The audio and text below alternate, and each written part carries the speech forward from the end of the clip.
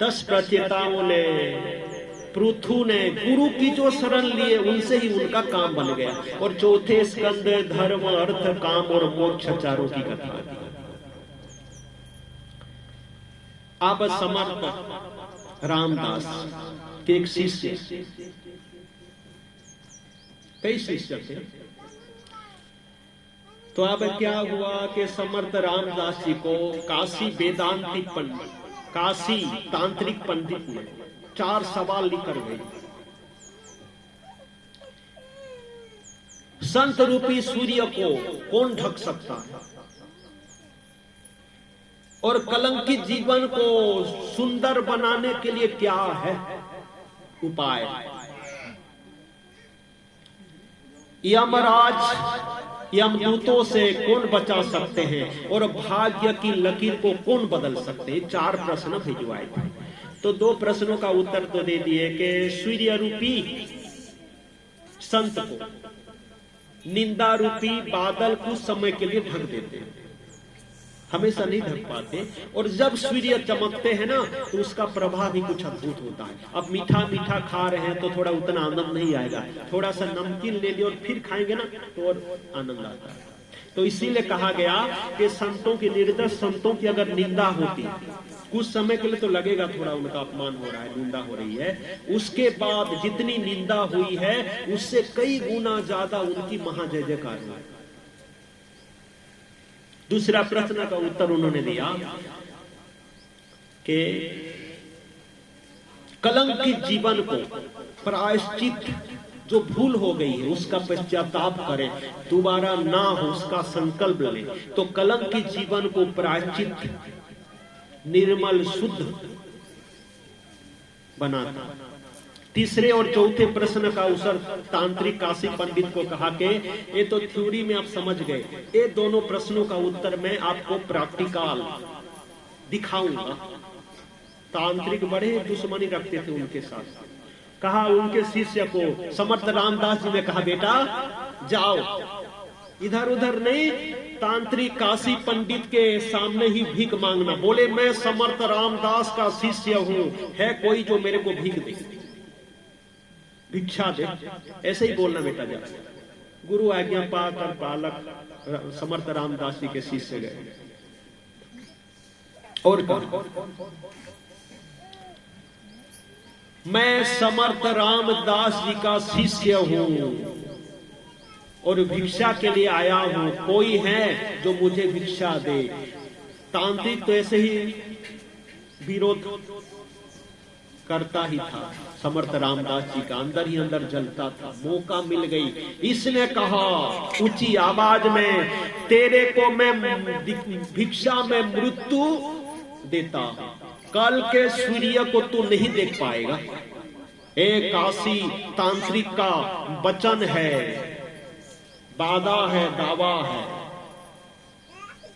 आज का दिन तेरे लिए आखिरी है, कल का उगता हुआ सूर्य तू नहीं देख सकता, ये भिक्षा देता।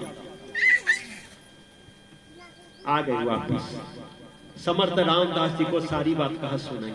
कहा बेटा प्रारब्ध है, पर इतना करना, मैं लेट रहा हूं, कभी मेरा चरण मत छोड़ना सुबह तक, हाँ? सूर्य उगने तक मेरा चरण मत छोड़ना, इतना सा करना बस। गुरुदेव सो गए, विश्राम कर रहे।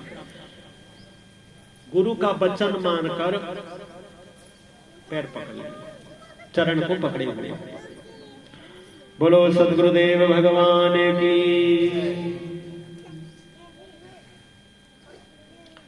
अब तांत्रिक ने देखा कि जल्दी, अब नन्हा सा बालक है, छोटा बच्चा है, बालक है, इसको मारने में क्या समय लगेगा। अब उसने भयंकर कृत्य राक्षसी को प्रकट किया, जो पल भर में लाखों लोगों को मार डाला। शक्तिशाली भयंकर कृत्य राक्षसी, उसके सामने जो आए उसको निगल जाएगा, इतना खूंखार है।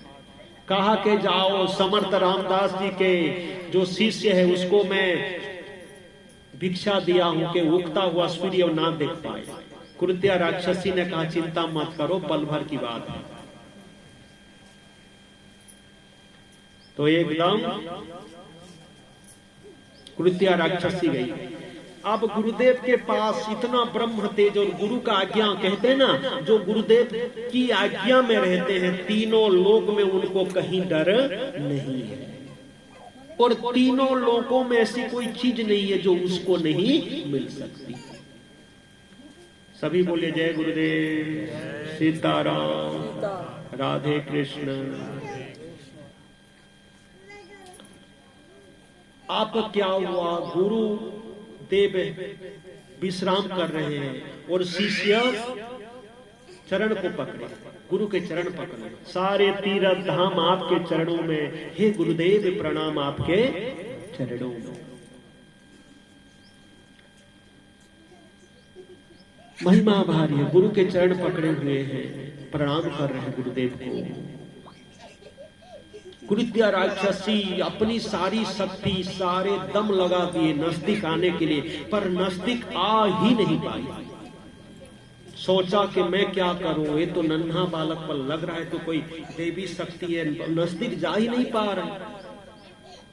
तो इसने क्या किया, उसी बालक की मैया का रूप ले और कहा बेटा बेटा।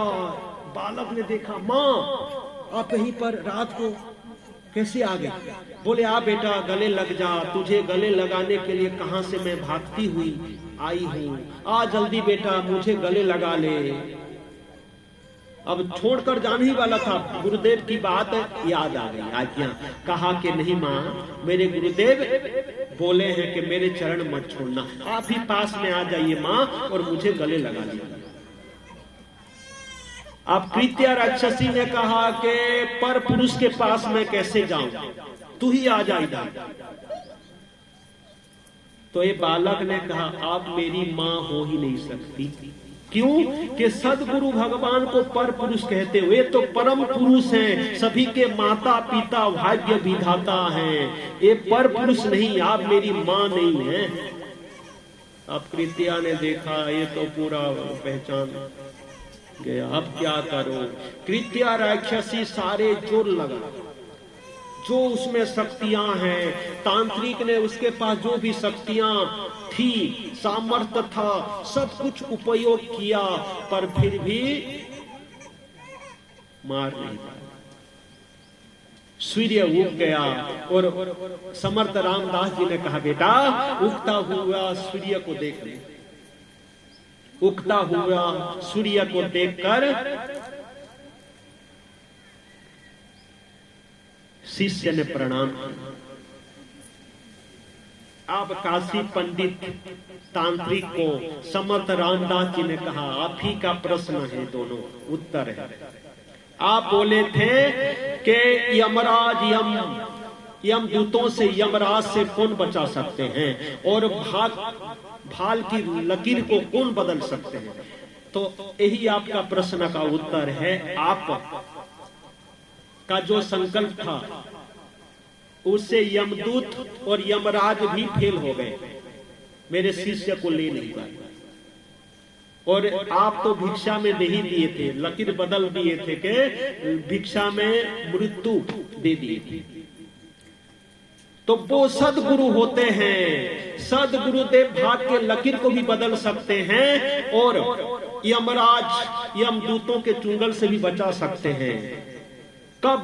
गुरु तो कर देते हैं, पर शिष्य को भी अपनी श्रद्धा और विश्वास, श्रद्धा बनी रहे, विश्वास बना रहे, तो सदगुरु आपको जीव से सिर बना देंगे, मानव से माधव बना देंगे, आप तो तर जाएंगे, कई पीढ़ियां तर जाएगी। जीवा में हड्डी नहीं, पर जीवा जब बोलती है अच्छों अच्छों की हड्डी हिला देती।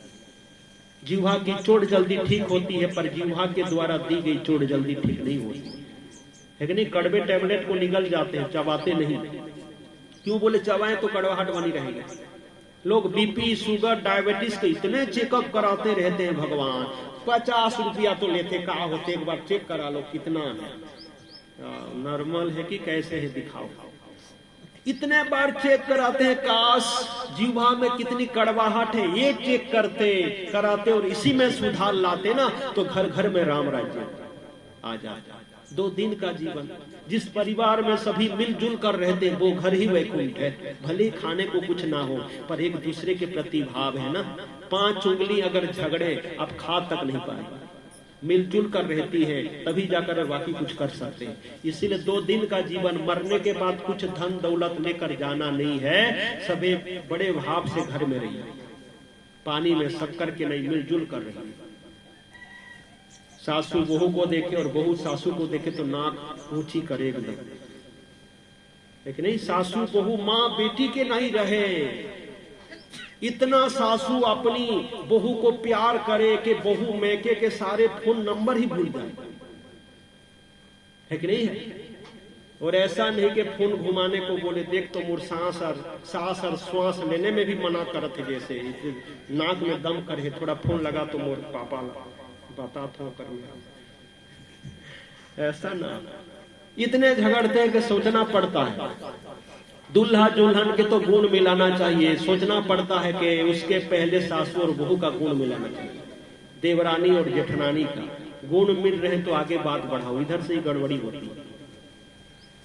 समर्थ रामदास जी ने कहा काशी पंडित तांत्रिक को कि आप तो दे दिए थे मृत्यु, लकीर बदल दिए थे, फिर भी देखो शिष्य अब बोले थे कि उगता हुआ सूर्य नहीं देख पा रहे हैं, चमकता हुआ दोपहर के भी सूर्य देखेंगे और कई सालों तक देखते रहेंगे।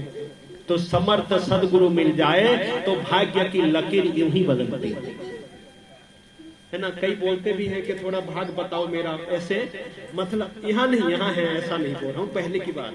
कई सोचते हैं देख तो महाराज मैं बैठूं कि नहीं बैठूं, और बात बताते नहीं, ऐसा लगता होगा। पहले भी कई घूमता रहता हूँ तो ट्रेन में तो कई मिल जाते हैं, और महाराज बाबा जी देखे तो उनको तो वही रहता है, हाथ देखते हो हमारा, अब मैं तो मौन ही रहता हूँ कई बार। तो बोले देखो थोड़ा भाग्य बताओ, तो मैं कई बार बोला भी कि मैं ऐसे गुरु के शिष्य हूँ जो भाग बताने में नहीं मानते, भाग बनाने में मानते। मेरे गुरुदेव भाग्य विधाता है कि नहीं है? याद करिए पूर्व का जीवन कैसा था, और जब से गुरुदेव मिल गए कहना ही क्या। ओम नमो भगवते वासुदेवा।